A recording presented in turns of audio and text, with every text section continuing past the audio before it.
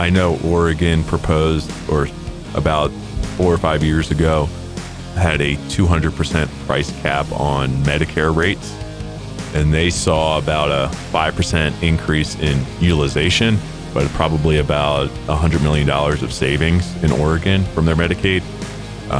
Something similar is in the works right now. We haven't had too much information on that to develop a formal plan opposed to that, but there is a lot of focus on trying to get the state in budget. Okay. Medicaid is a big portion of that. Oh, no question about it. Okay. Medicaid, and then kids funding, and then so there will be some cuts to, I think, physician reimbursement, but we're trying to limit that. The very latest on economic development, workforce, and industry sector news in Southern Colorado. Here is Business Digest Weekly with our host, Dirk Hobbs. All right, good Friday afternoon, ladies and gentlemen. Welcome to the Business Digest Weekly. I am your host, Dirk Hobbs. Glad you're with us here on this February 28th. It's 3 p.m., just 2 short hours away from your first blended bevy for the weekend. So tell your boss I gave you permission to knock off a few hours early and start the weekend here in Southern Colorado. I cannot believe we have burned through February already. It is really speeding up as we get headlong into 2025 here. But hopefully you're in for a nice weekend. And I want to call attention to our audience to the conversation we're about to have here today. Specifically, if you're in the healthcare industry, you're a physician or other provider, allied healthcare professional, or if you're a health system executive or practice manager, you're going to want to lean into this because we've got 2 subject matter experts across the board from me who really understand what's happening on the legislative front as far as how to do business in the business of medicine here in Colorado, which is always complex. It's complex everywhere, so it's not unique to us. But it is something you always have to keep your eye on. So I've got Natalie Myers, who's the CEO of the El Paso County Medical Society, and Dr. Brian Kilmartin. He is a cardiac surgeon here in Colorado Springs, and he's also, you've got a long title, so I'm actually going to let you say what it is as it relates to EPCMS. So I am the legislative representative for the Colorado Medical Society, from El Paso County Medical Society, for the Colorado Medical Society Council on Legislation. That is a mouthful, but and it's a big job because do you have a committee associated with this? Yes, the committee is very large. The committee includes representatives from most of the county medical societies and includes representatives from also the component societies. So, for example, the family physicians, the emergency docs, the OB-GYNs all have representatives as well, as including psychiatrists, orthopedics. So, as well as the county medical societies, and then there's our team up at the Capitol that kind of implements kind of our recommendations. So you're not riding this solo. Not even close. Thank goodness, right? Not even close. So, well, folks, you know as well as I do that the healthcare and medical infrastructure in any given community is a huge part of an effectively operating community. And, physicians, I can say this firsthand, not as a physician, but as a physician advocate in a former life, and somebody who's worked for one of the major health systems in our state, that, it always seems they're under attack as it relates to legislative components, reimbursement, just a myriad of things. Who's going to run their life? Is it going to be an administrator? Is it going to be physician-led? Those types of things. So it's just a complicated industry. But we like to occasionally peek in and give some information from area subject matter experts who really know how to articulate how they're fighting different fronts in legislating and advocating on your behalf as a provider, as a physician, and as an administrator or healthcare executive. And of course, patients are never left out of the conversation. That's always front and center. But doing business in this industry is as complicated as it's ever been. And the bills just keep coming. But before we go into some of the pieces and parts that are on the table for today's discussion, Natalie, I wanted to give you an opportunity to kind of share a little bit about EPCMS and your role there. You've been there for 2 years now, right? Mm-hmm. Yeah. Pretty excited? It's very exciting. Where'd you come in from? I am a native to Colorado, and I've spent my entire life in Colorado Springs. And I actually came from 15 years of middle management within one of the hospital systems here in town. Very good. So you know your way around. Yes. Very well. Okay. So this opportunity came up, you jumped on it, and now you've been at the helm for 2 years. Give us an explanation in executive summary about what is EPCMS and what's the value proposition for area providers and physicians. EPCMS is the El Paso County Medical Society, and medical societies have been around for centuries, and their role in how they impact the community and impact physicians has evolved as healthcare has evolved over the centuries. Our current focus is on the physicians themselves as individuals, as professionals, but also as components of the healthcare system. And we look to educate, empower, and advocate for the physicians. And the advocate word is amazing because there's so many different branches that we can take that to.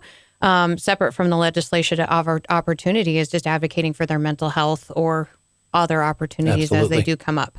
The Medical Society as it is today has a strong membership of community physicians. Ours are El Paso and Teller County. And we bring events to physicians to enrich their lives, educate them on unique topics. We also curate a variety of other benefits that can meet them where they are so that they don't always have to come to us and experience cost savings, increased value just in their life and such. The Medical Society has been in this community for since, let's see here, almost 150 years. And has just made so many lasting impacts and programs that are still in existence to this day, even though they've been taken over by other organizations. And you guys are in lockstep with the State Medical Society and the other component county societies throughout the region, as well as fraternal organizations like the American Academy of Pediatrics and things like that. So you guys kind of work in lockstep with all those? Yes. So it really doesn't matter what your discipline is. It really just, if you're a physician and you're looking for a friend in the family or a friend who's got your back, this is probably a good place to start. Correct. And we expand beyond actively practicing physicians, regardless of their specialty, to also incorporate the retirees, as they are still such a critical asset in the community. No question about it, and I appreciate that. Now, the component or the idea that the Medical Society was kind of a fraternal organization of gray-haired doctors sitting in a room, and those days are over. I mean, this is a full-on, all hands on deck approach to managing the business of medicine. Would Correct. You agree? I agree. Yeah. Doc, I mean, you're in the front row seat of this thing every day. I mean, as a cardiac surgeon, you're very active, obviously, in the clinical realms, and you see a lot of the pressures that we've alluded to thus far. How long have you been in the community? And actually, give us a little background on you and where you hail from. Of course. I grew up outside of Philly, spent the first... Okay. No, wait a minute. I got an obvious question. Are you happy? Of course. Okay. But... Philadelphia Eagles. I'm a bigger Phillies fan, so they were looking good last year, but all right. Not so good. But fair enough. I digress. I try not to wear that on my sleeve too much, although my scrub hats are sports related. So very good. Most people know. I grew up outside of Philly, and then I went to med school in St. Louis, and then I did all my surgical training in Dallas, and I've been in Colorado Springs for about 4 years. Very good. Well, welcome to town. We certainly need you. Our town is growing. So What were some of the things that attracted you to this region? Well, the quality of life is probably the biggest thing, and also the quality of care you get for the quality of life as well. Yeah. So the hospital system I work at is excellent. They provide us with everything that we need. And have all the support that we need, which is very important in cardiac surgery. Is you could do the best operation, but if you don't have the support system around you, your patients are not going to do well. Yeah. So that was very important to me to bring me to Colorado Springs. My wife is a general surgeon, and so she also practices in town. And those were the two big important things for me. Yep. Well, for the edification of your peer group, your residency and medical school, where did that take place? Both of them were in Parkland and Dallas, or UT Southwestern. So it was a pretty busy general surgery and cardiac fellowship. You saw a wide spectrum of diseases, with most people that have trained at county hospitals have kind of seen everything under the gamut. Yeah, I bet. Yeah, very good. Well, I can imagine coming from the Big D to this center, it's kind of a little bit of breathing room, would you say? Is that fair? Yes, it's a little bit of breathing room, but it's not that much different. Okay. I mean, cases are cases. Yep. Yes. But the hospital system, I said, is very good, which is where you spend most of your time, and you want that to be pretty smooth. The Colorado Springs is great for quality of life, as I've said. If you don't have anything a certain day, it's great to just be able to head up the mountains for a little bit. So good. Did you bring a family with you? I have 2 kids. Okay. Both of them were born here. Okay. So young family. Yes, yeah. My wife and I we did general surgery together, and we finished general surgery 8 years ago or 7 or 8 years ago. So that's kind of when we started things. So very good. Well, if you'd like to learn a little bit more about the El Paso County Medical Society, you can go online at epcms.org. And of course, the State Medical Society is cms.org. So we're going to come back in a few minutes, and we're going to talk about some of the legislative issues that you're looking at, Doctor, and you as the CEO of the Medical Society, and how you're preparing your contingency here in Colorado Springs to kind of understand it, what they mean, what are the impacts of these particular bills, proposed bills, I should say, and, why physicians really need to take an active role in their own legislation. Because that's been a very passive activity for most of them because they're busy, frankly. I mean, there's a huge margin degradation there. But when it comes to how you practice medicine and the impacts that it could have on you, both from a practice standpoint, quality of care, patient satisfaction, all those different things, of course, evidence and outcomes-based medicine, that's a big deal. So it's something I think most providers kind of take for granted and say, okay, well, I'll just kind of lean exclusively on what the Medical Society has. But the good news is it's not just executives and administrators like us, Natalie. I mean, we actually have physician involvement in this process. About how many members are you guys hosting right now? We are wrapping up what we call our dues renewal season for this calendar year of 25. But for 24, we were sitting at approximately 800 physicians from the community. Very impressive. Okay. That's a large percentage of the county physicians. Well, we're going to be back in a moment with Dr. Kilmartin and Natalie Myers, CEO of the El Paso County Medical Society. And we're going to unpack some of these legislative components that are in front of the physician community here in Southern Colorado, as well as throughout the state. So stick with us as we're back in a moment. My experience with Colorado Springs Orthopedic Group has been top-notch. The whole orthopedic group, they've worked very well together. Even when I've gone through PT or needed to get my collar prosthetic, everybody's been just right on top of it. It's all centralized and the communications have been awesome. Even though I had my nervousness about going into surgery, I was still very confident. I knew I was going to be okay. Colorado Springs Orthopedic Group is definitely getting me back to my life and the things that I want to do.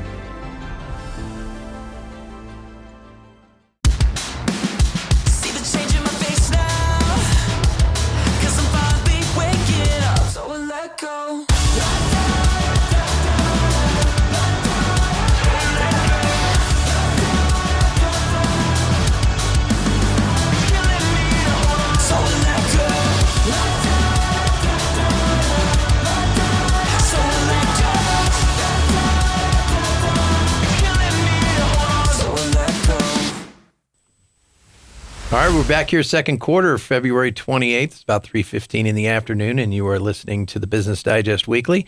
We are underwritten and sponsored by our good friends over at the Colorado Springs Orthopedic Group. That's csog.net.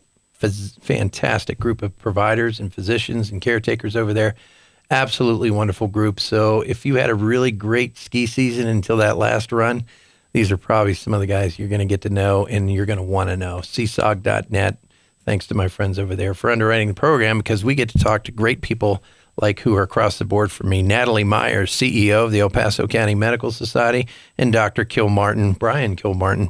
He's a allopathic physician, or MD, for the layman out there, and he's also a cardiac surgeon. Thanks for both of you for being here. Thank you. Really appreciate it. Okay, so kind of gave an executive summary on EPCMS and your individual roles within it. So, Natalie, I know you've got another appointment this morning, or this afternoon, so I definitely want to give you an opportunity to share a little bit more about physicians' role in their membership, okay, and taking a proactive stance and an engaging stance, because you guys are set up to do a lot of work for them on their behalf. It's when they get overwhelmed at work and time drains, or when they don't voice their opinion or their thoughts or concerns, that you don't always have all the ammunition you need to be even more empowered to win some of these battles that you guys are fighting on their behalf.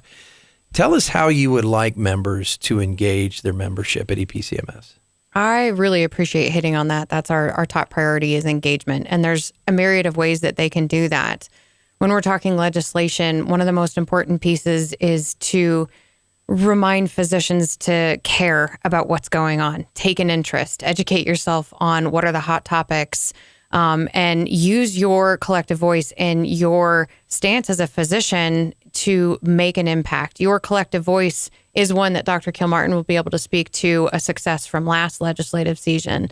But your voice really, truly is something that the community needs, not only to represent yourself, to make sure that you are safe and secure to practice medicine in the best interest for the patients, but also engage in the business side. Know how the payment models work and know where legislative trends are going that are going to impact your payment models, so that way then you can continue to have a successful practice and you can make sure that you're still exuding that exceptional care that I know that we have here in this community. No question about it.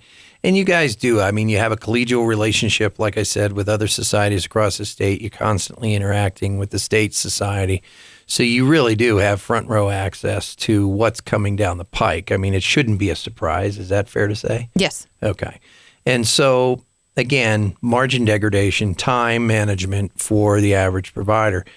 What are some of the steps that you would encourage them to take in terms of just starting to understand the vernacular that's used in some of these documents and these bills and, you know, what it all means? Because they're, you know, I mean, God bless them, they're surgeons or physicians, and, you know, they don't always have a deep understanding of what those things mean. Mm-hmm. They understand the language clearly, but they may not understand the implication of what those bills are going to play out to be.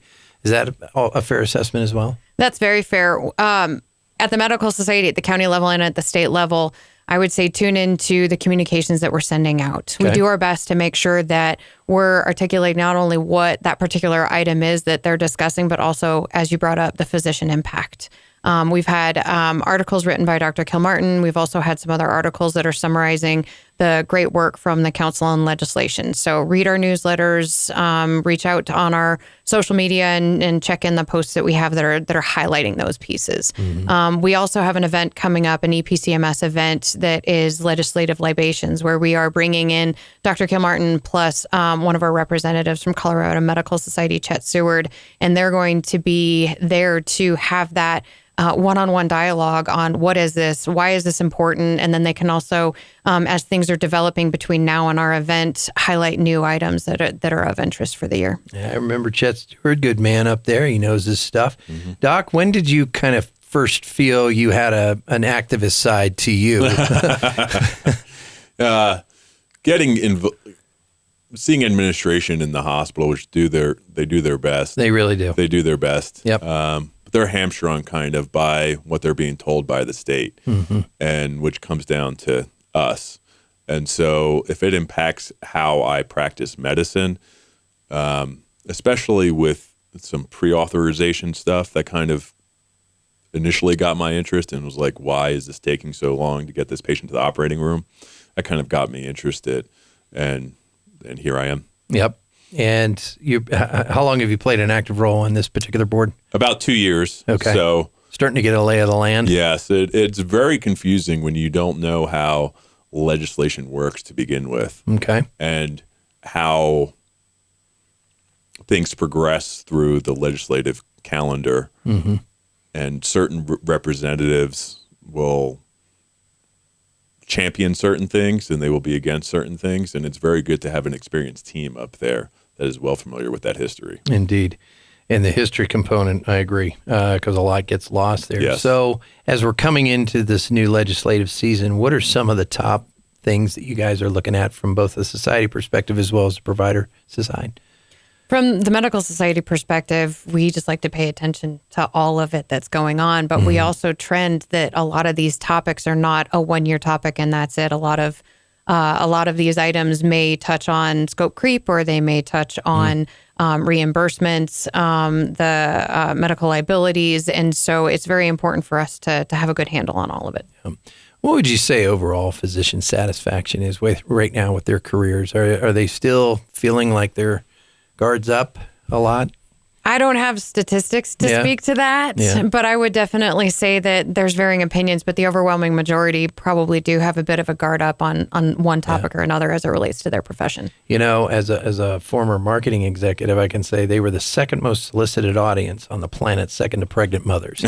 Okay, so there's just a lot coming at them consistently, and to have this advocate out there kind of filtering down the pertinent stuff from the noise, that alone is probably worth its weight in gold. So how about you, Doc? What do you think physician sentiment is overall? It obviously depends on what you talk to them about. So that's fair. Yeah. So the burnout rate, depending on what burnout is, can be anywhere as low as 20% to up to 50%. It kind of depends on what your definition of burnout is. Part of what the American Medical Association is focusing on and trickling down to the Colorado Medical Society is something called the Lorna Breen Act.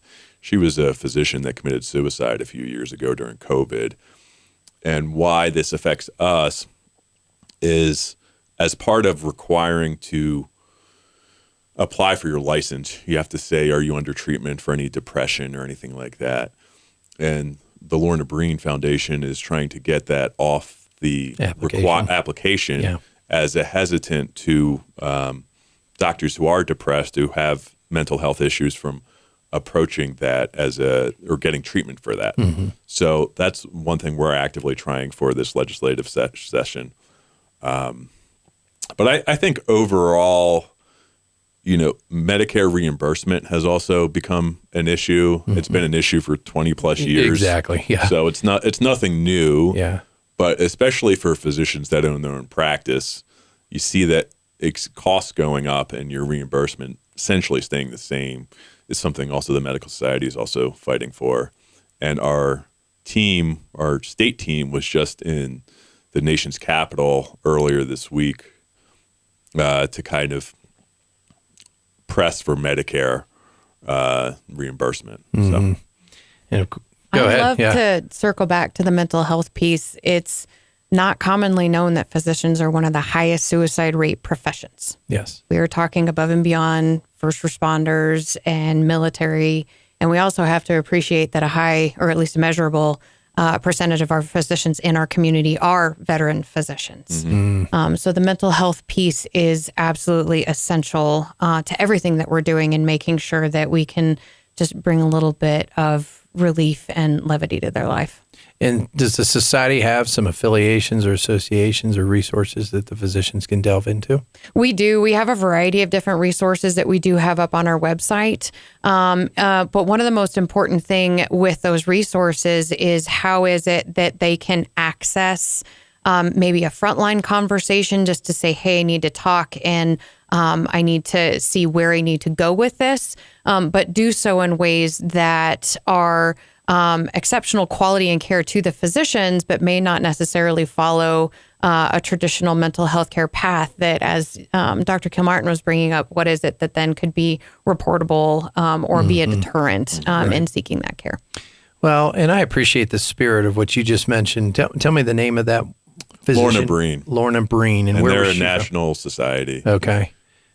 Where did she happen to be from? Do you recall? She was an ER doctor, I think, out Virginia, but don't hold me to that. Yeah, well, that a lot of action no matter where it was during the COVID days. But I appreciate that because I know, young kids who are looking at the military, if they report that they're on psychotropic medications or any kind of behavioral health altering drugs or regimens, that they can't join.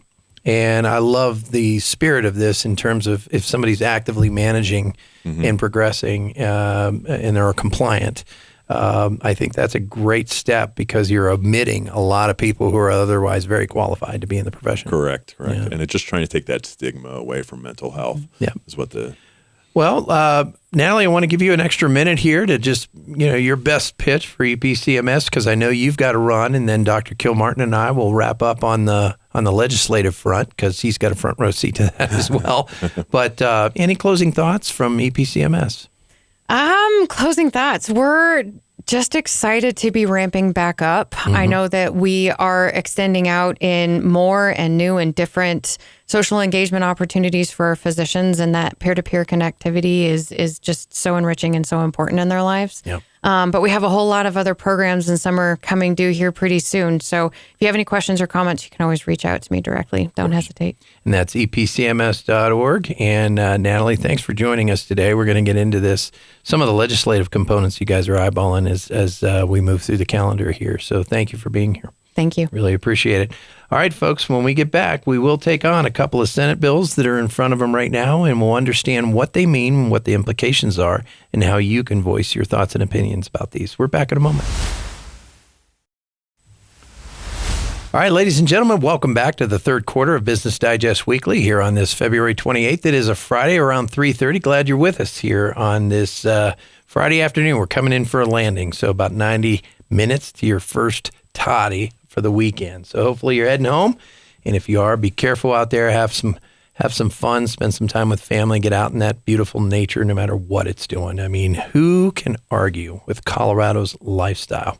Earlier, we had Natalie Myers, who is the CEO of the El Paso County Medical Society, with us. She was able to join us for the first half of this program and talk about EPCMS's work here for physicians in particular. And it's not just EPCMS. I mean, Pueblo has a medical society. There's component societies throughout the state of Colorado. And, of course, our state society, Colorado Medical Society, cms.org. One of the great organizations for physician advocacy. All of them are, frankly. And they do great work. And it's not your when I was more actively involved in the healthcare community, Dr. Kilmartin, there was a kind of a popular saying, it's not your granddad's medical society. This is definitely a new and improved version, and very active, proactive, and very intentional about how they advocate for physicians, because your lives have been just become very complicated. Correct. Lots of regulations. And just lots of non-physicians who are telling you how things are going to get done. Yes. Which is an interesting dynamic. Yes. But nonetheless, I mean, they're strange bedfellows, but there is hopefully a method to the madness that will someday unveil. But I know both administrators and physicians always have the best at heart in terms of what they're trying to do, and blending those fundamental disciplines to all swim in the same direction is just a lot of work. So, but these types of organizations help to translate, French into English and Spanish into English, and so all of a sudden they're speaking a similar language and understanding that from where the other guy is coming. So, but I appreciate you being here, sir. You're a cardiac surgeon here in Colorado Springs with a prominent group. And you are now give us that title again for the legislative side. It's hard saying.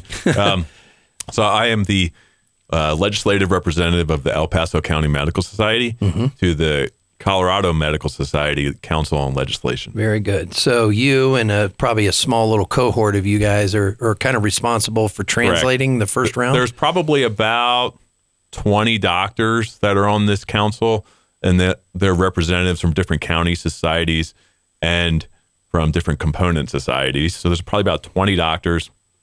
And then there's about, depending on the week and what specific legislation we have, there's about 5 different legislative team members to kind of help implement the process. There's some lawyers that go over a history of what the proposed legislation is about. So very helpful. Very helpful.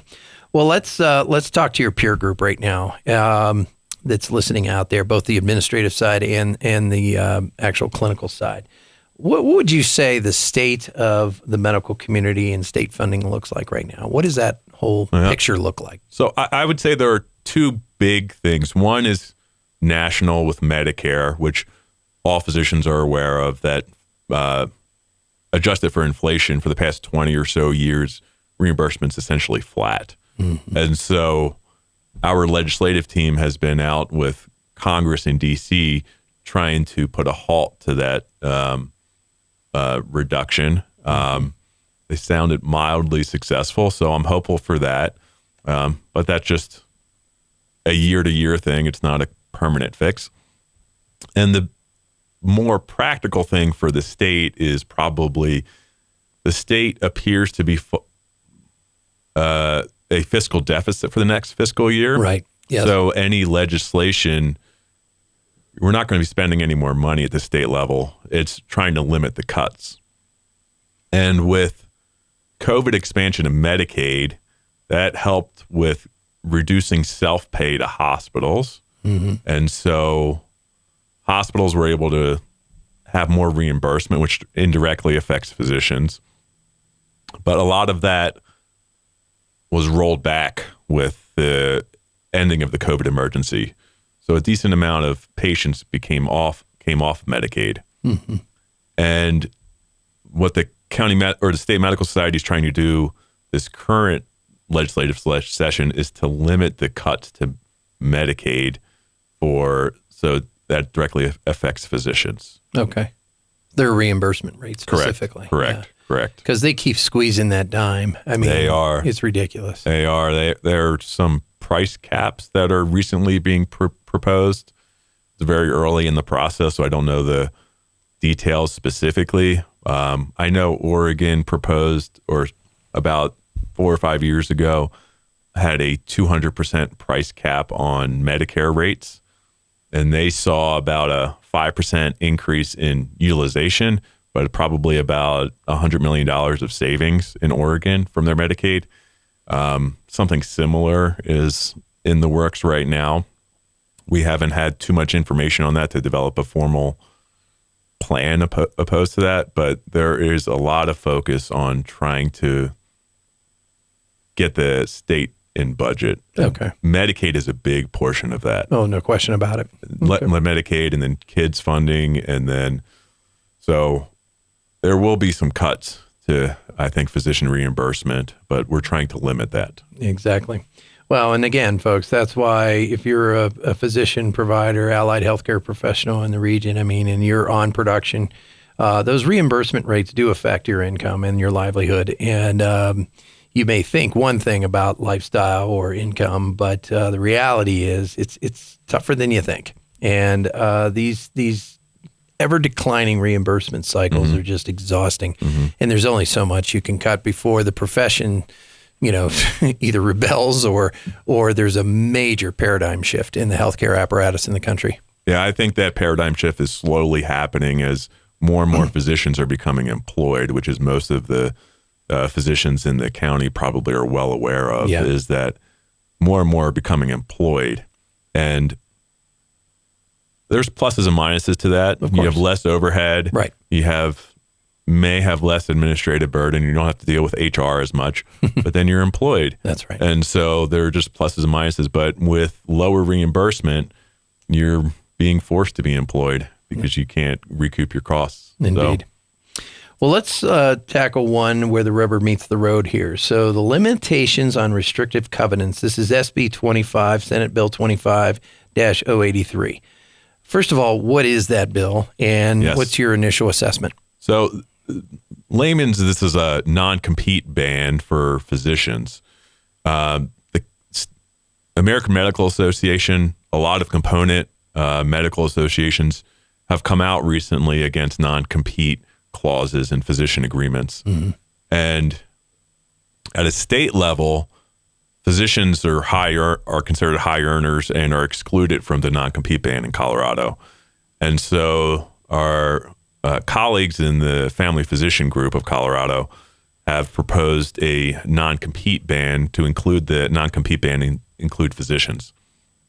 There are some carve-outs for that if you have a ownership interest in the group. Okay. But for the most part, for most employed physicians, for new contracts, hopefully if this bill passes, it hasn't been on the legislative calendar yet, that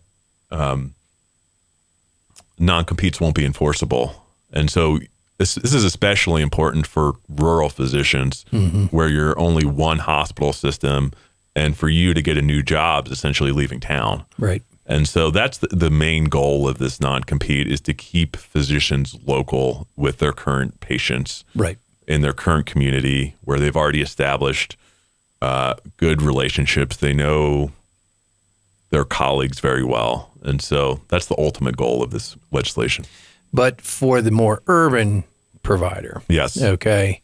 For health in fairness to employing hospital groups. Yes. The liquidated damages component is a real thing, especially in those first couple of years of practice. If, I was on the primary care front a lot, and I saw physicians, come and go for various reasons. But, if they left the state, it was a done deal. Right. But if they wanted to go further north to be closer to their clinic, or if they wanted to go to the next community over, that was very cumbersome. Agreed. There is a formula for damages in the bill, which is very detailed and was developed based on historical precedent. So I'm not too familiar with that specific formula. I won't go into details, but it's pretty minimal. Yeah. And so the enforcement that we predict to be pretty low. There's still a damages clause, but for most parts, I from what I heard from physician members, a lot of the El Paso County members are in favor of a non-compete ban. Yeah, I would imagine. And there's and we haven't heard directly from the hospital systems yet, but I think the practice of directly taking all your patients with you is not the goal of this plan. It's just to keep your colleagues, to keep you in town. And there still will be some recompense for the hospital systems to go after them, but not a blanket non-compete ban, which is pretty common in contracts nowadays, where there's 25 or 50 miles, which is essentially eliminates you from practicing in town. So, no, I agree with that, and I like the spirit of this bill. I just hope the administration can play ball as well. And so, what one or two takeaways that you want your physician audience to hear about this particular piece of legislation, and what would you like them to act on or voice? Yeah. So always voicing out to your local legislative member is always very helpful. And then be very active in responding to those emails, because I normally include in the email that Natalie Myers sends out, which is also on our website, specific action points for upcoming legislation that I think are pretty active that you need to reach out to your members. Very good. So, all right. Dr. Brian Kilmartin, who's a cardiac surgeon here in Colorado Springs, also on the board of directors for the EPCMS, and he is the legislative representative for the Council on Legislation. I think I got a lot of that right. It's a lot of words. For EPCMS, but also for the State Society. So he is listening and cohorting with a lot of his other peers throughout the state of Colorado. So we're getting a lot of perspectives and input. So physicians, if you're dialing in on this, and administrators, if you're listening in, epcms.org. It's a great organization. I've known this organization for close to 20 years, and I can tell you there's a lot of hard and heavy lifting going on in this organization. So get involved. Don't sit idly by and let this happen to you. You do have a voice. We're back in a moment. We'll talk about some other legislative components. My experience with Colorado Springs Orthopedic Group has been top-notch. The whole orthopedic group, they've worked very well together. Even when I've gone through PT or needed to get my collar prosthetic, everybody's been just right on top of it. It's all centralized and the communications have been awesome. Even though I had my nervousness about going into surgery, I was still very confident. I knew I was going to be okay. Colorado Springs Orthopedic Group is definitely getting me back to my life and the things that I want to do.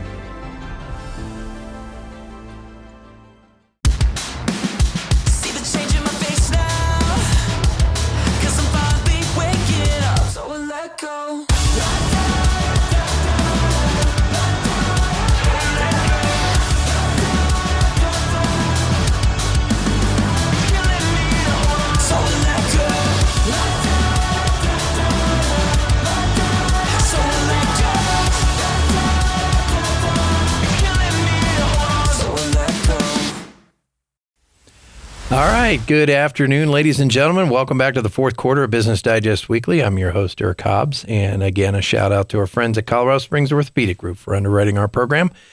We have a great guest in front of us, Dr. Brian Kilmartin, a cardiac surgeon here in Colorado Springs. He's also part of the Legislative Council on, he's a legislative representative on the Council of Legislation for EPCMS. Yes. Sorry, wordy and cumbersome for me. Yeah. But I do appreciate you being here because we're really talking to the provider community throughout Southeast Colorado, but particularly your peer group here in El Paso and Teller, that, you got a lot of stuff. You guys are very intentional about eyeballing the legislative components that are coming out of the state, both for and against you, and helping them understand that a passive disposition on this or, let that group understand it and help us sort it out. You do have to take an active role in this. So, you're correct, very active, and especially with how quick things seem to happen. Is the bill is introduced, and then a few days later, everyone already kind of has a vote total kind of lined up, and you have to be pretty early. And then if someone's on borderline, speaking out helps a lot. Yeah, especially here from physicians. They know that physicians are leaders in their communities, and they're more likely to be listened to. So it's important to speak out to your local legislative representative. Yeah, those phone calls and emails do matter, ladies and gentlemen. So don't think, yes, you're plus one on one column or the other, but you get a bunch of other folks following you along for the ride, then it starts to add up, and that voice becomes critical mass that they have to take a listen. Correct.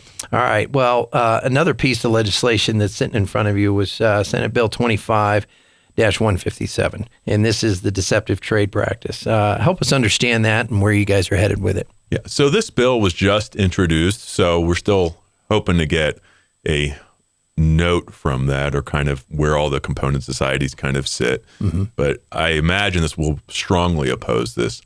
Last year, as I'm sure a lot of the physician members remember, is that the trial lawyers tried to eliminate the cap on non-economic damages for malpractice claims. Malpractice was part of it, but it was also, it was just didn't include physicians, it included plumbers. And so there was a lot of opposition to that. Yeah. And so through our legislative group, and especially through the voices of some physicians up at the Capitol and to the governor's office, we were able to do a compromise where their plan did not go to the ballot, which required a lot of money from us, and there was a decent chance of their ballot proposal could pass.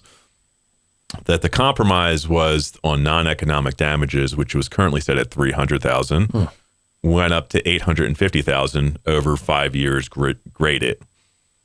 So that wasn't a terrible impact as far as malpractice premiums. This new one that is recently proposed, also by the trial lawyers, I'm going to try to get this name right, is Deceptive Trade Practices Significant Impact Standard. Got it. And from what I understand is that Colorado is one of 7 states that when you have a deceptive trade practice claim, essentially you're making false claims, advertising, you're saying this drug can cure stuff, cure your disease when it really doesn't. Colorado is one of 7 that needs a significant public impact for the trial lawyers to be able to claim that as a deceptive trade practice claim. This bill is proposing to eliminate that significant public impact, not just for physicians, but for everyone in the state. While this directly affects physicians, is that our team thinks that the lawyers would be able, for malpractice claims, to be able to go after physicians for not completely explaining all the options for medical treatments as a false claim.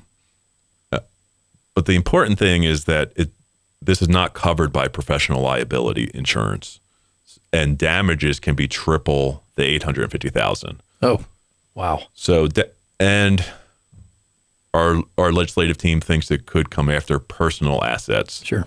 This is a very big deal, and it's very early, so I don't know what our proposed things, but this is why it's important to stay pretty active in the legislation, because there are things that affect how you practice, and your malpractice premiums, if this is not covered by professional liability, you may have to get other insurance to cover this, which is another cost already on small practices that are... Yeah, it's formidable. Yeah. So what would be the most favorable outcome you guys could achieve here? Is to keep that $850,000 cap, or? Yeah, so that cap is for non-economic damages, so Right. which is not directly applied. That would still apply to any malpractice suit. The it was voted down out of committee, similar things in 22 and 23. Don't know what the vote, like I said, it was just introduced, so we don't know what the vote totals are, but understood. This is why it's still pretty, like I said, to pretty stay new. active in your component societies. And then that way we have the resources available, the team there that can speak to the senators, congressmen, because there's a equivalent bill, I think, in the legislature, not just in the Senate. So it's this one, I think, is a big concern. Yeah, it sounds like it. And, it's just another layer of cost, folks, in the healthcare continuum. And, as consumers, we're constantly complaining about it. As physicians, they're constantly getting squeezed out of compensation. And, it's a non-winning formula when the trial lawyers are driving the conversation to these unlimited capabilities. It really does continually throw a wrench in the machine and puts everybody on the defensive. And again, the ripple effect, Doc, is, gosh, it's just one more thing as a physician I got to look at. There are physicians that will probably leave the state, I imagine. So this is state-by-state legislation. Correct. Got it. Correct. I imagine if malpractice costs or insurance costs rise to a certain amount, there will be physicians that pack up and leave and say, I can't deal with this, and go to a lower tort reform state. Jeez. And so this is why tort reform has been a big goal of the Colorado Medical Society, is to allow physicians to take care of patients where the patients are, so they don't have to. And so patients have the wide breadth of spectrums available as well, too. There are certain specialties that are more applicable to this. More invasive specialties tend to have higher malpractice premiums, which is a cost, but is the name of the game. But the ultimate goal is just to be able to take care of patients in a timely manner. So, it's interesting. People often ask me, because I worked with physicians for close to 20 years, and I say, this is arguably the most altruistic profession by and large I've ever met. I mean, are there a few strange players along the way? Absolutely. It's just like any other profession, but I've never seen a contingency, an army of professionals who have one goal, and that is really to improve the human condition as best they can. And I love that about it. That's what I loved about working in the healthcare systems and in advocating in the way we did. But more importantly, folks, especially if you're a physician, please take an active role in understanding, read the legislation. You probably won't understand all of the implications right away, but that's why you have these committees at EPCMS and CMS, so they can help you digest that content and put it into perspective as to where it's going to affect your livelihood or your profession or the way you do business or the way you do medicine. Okay. So, and as consumers, I think we need to be a lot more vocal about how we protect our physician assets here in Colorado, because we spent, Doctor, before you got here, I can tell you in the 2000s to mid-2010s, we spent millions upon millions of dollars recruiting physicians to Colorado, and they were excited to come here because of the same reason you said at the opening of the program, which was lifestyle and, schools are better, a lot more access to a lot more things.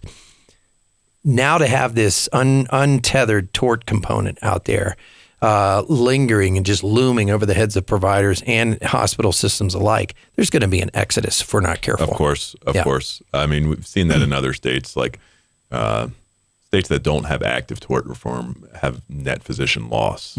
So, Texas has a pretty decent tort reform, and they have good physician retainment rates. So it matters. It does matter. No, I fully agree. Well, not often you get to hang out with a cardiac surgeon for about 15 minutes uninterrupted. I mean, this would normally cost me a couple $100 bucks. You don't know. But you've got some latest and greatest from the world of cardiac surgical care. Yes. Give us a few modicums of what's going on out there in your profession. Yeah. So the big things that are changing, the standard operations really haven't changed for 60 years. Okay. But they have gotten smaller. And so the operations are still the same. And so we do them through smaller incisions now. And then, which I'm sure a lot of people have, especially of certain age range, have heard of, minimally invasive, kind of like transcatheter aortic valve. It's gotten very common. Transcatheter mitral valve interventions, very common. Transcatheter tricuspid valve interventions are coming down the pipe. So everything is just getting smaller. And the perioperative care has gotten better. There are advanced support options we can for people who have a very sick heart. And so the mortality has gotten so much better from cardiac surgery from what it was 20, 30 years ago. Sure. So our goal where we practice is to try to do things as small as possible. But ultimately, it's always the safest operation. Right. You need a big incision. Sometimes that's what it is, but everything's gotten smaller. Yep. And it's still a lot of patient ownership on their cardiac health overall, right? I mean, we've got to behave correctly, folks, with our activity levels and, of course, what we're ingesting. And smoking cessation, alcohol cessation, that's all a good habit to get into. But, well, thank you for those pearls. Appreciate that insight. Oh, you're welcome. Thank you for having me. Yeah, we kind of ran out of time, but, I could talk to physicians all day long. I really enjoy the way they think, the way they view the world, and again, very practical, pragmatic, but also very altruistic. And if you're a physician in Southeast Colorado, I highly recommend, if you're in El Paso and Teller County, join EPCMS. I've known that group for, like I said, about 20 years, and I can tell you they are doing a lot of heavy lifting for you and on your behalf. And if you're in Pueblo, the Pueblo Medical Society and other component societies throughout the state of Colorado are just really leaning in to support you as best they can. And of course, that state legislation, that's where it all starts. And CMS is doing yeoman's work up there as well to try to make sure that all of this discussion gets networked throughout the physician community. So take an active voice. Don't be a passive bystander and let this happen to your profession. Get involved. Dr. Kilmartin, thank you for being here. Thank you for having me. Really appreciate it. All right, folks, we got to get going, but have a great weekend. And we'll see you next week. You've been tuned in to Business Digest Weekly with Dirk Hobbs. If you'd like to be considered for a spot on our show, email us at info@coloradomediagroup.com.